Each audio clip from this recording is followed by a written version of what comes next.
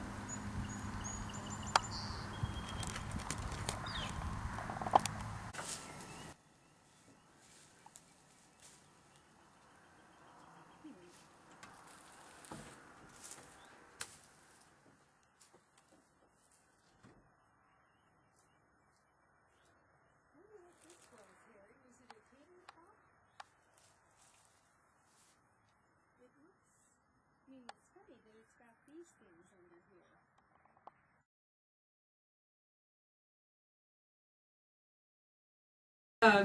We know that John Fink arrived and was already established, built the first cabin on the west, let's see, east side of what would become Somerset.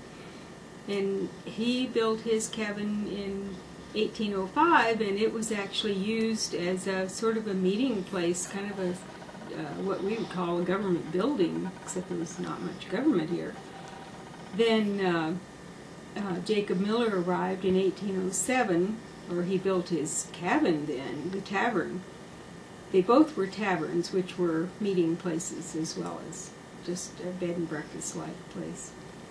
And Jacob Miller built his on the west side on what would become Zane Trace, but of course the trace wasn't even there then.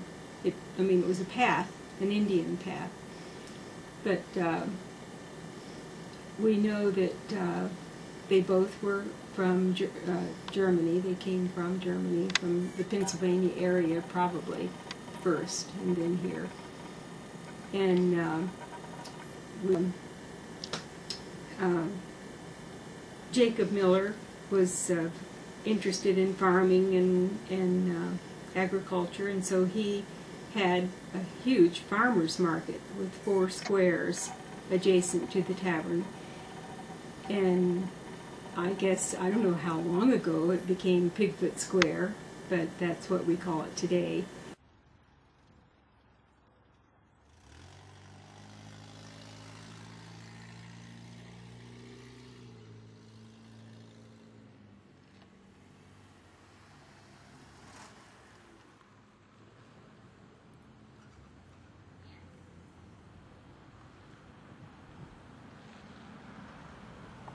And John Fink was a more civic-minded fellow, and he laid out the town square.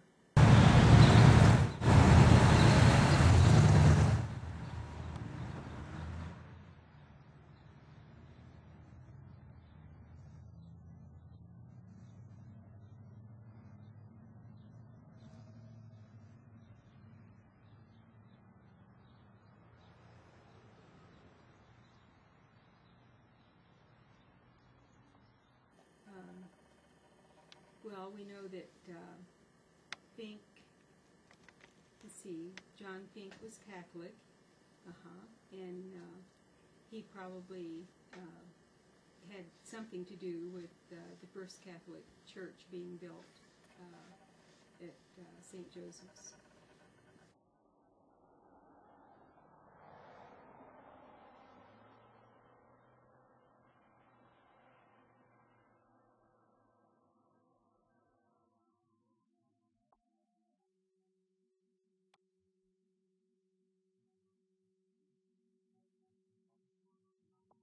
And Jacob Miller was Lutheran, and the first Lutheran synod is where the Lutheran church was now, and it was practically across the street from the Jacob Miller Tavern.